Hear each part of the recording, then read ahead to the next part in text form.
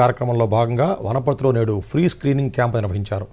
Wanaparthy municipality కార్యాలయం ఏర్పాటు చేసిన ఈ కార్యక్రమాన్ని Wanaparthy municipal chairman Mahesh, Sana charitable trust coordinator నరసమ్మలు ప్రారంభించారు.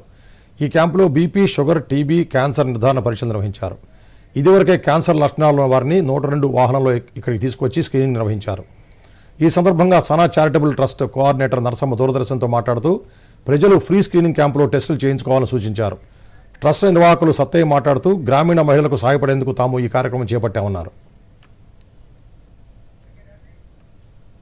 ఈ జబ్బుల గురించి, దీంట్లో ఉన్న భయము గురించి, సిగ్గు గురించి నాకు ఐడియా ఉంటుంది.